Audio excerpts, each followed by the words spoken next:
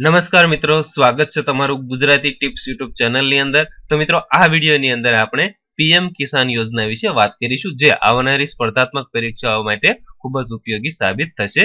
તો મિત્રો સૌપ્રથમ આપણે જોઈએ કે પીએમ કિસાન યોજનાનું પૂરું નામ શું છે। તો મિત્રો પીએમ કિસાન યોજનાનું પૂરું નામ છે પ્રધાનમંત્રી કિસાન સન્માન નિધિ યોજના।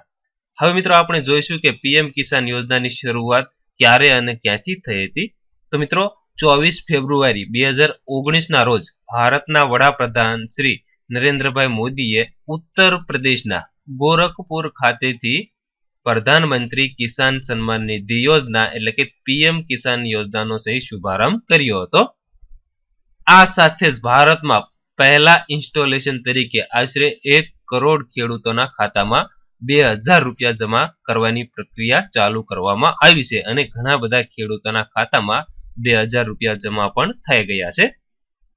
આ યોજના અંતર્ગત રાજ્યના કુલ ખેડૂત ખાતેદારોની સંખ્યા સામે 78% ખેડૂતની નોંધણીના કારણે સમગ્ર ભારતમાં ગુજરાત પ્રથમ સ્થાને છે।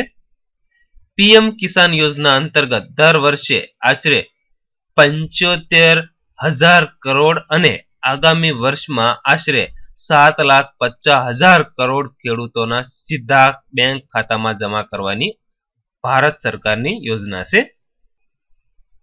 પીએમ કિસાન યોજનાનો ગુજરાતની અંદર પ્રારંભ ક્યારે થયો હતો? તો મિત્રો પીએમ કિસાન યોજનાનો ગુજરાતની અંદર પ્રારંભ 24 ફેબ્રુઆરી 2019 ના રોજ ગુજરાતના મુખ્યમંત્રી શ્રી વિજયભાઈ રૂપાણીના હસ્તે રાજકોટથી શુભારંભ કરવામાં આવ્યો હતો। આ અંતર્ગત રાજકોટ જિલ્લાના મોવિયા ગામમાં ખેડૂતના ખાતામાં સૌપ્રથમ 2000 રૂપિયાનો હપ્તો ચૂકવવામાં આવ્યો હતો। આ યોજના અંતર્ગત ગુજરાતના આશરે 42.47 લાખ ખેડૂતોને 2000 નો પ્રથમ હપ્તો ચૂકવવામાં આવશે। હવે આપણે જોઈશું કે પીએમ કિસાન યોજનાનો ઉદ્દેશ શું છે। તો મિત્રો ભારતના નાના અને સીમાંત ખેડૂતોને દર વર્ષે સહાય અર્થે 6000 રૂપિયા 3 હપ્તામાં આપવામાં આવશે। આ પીએમ કિસાન યોજનાનો ઉદ્દેશ છે। હવે આપણે જોઈશું કે આ યોજનાનો લાભ કોને મળશે।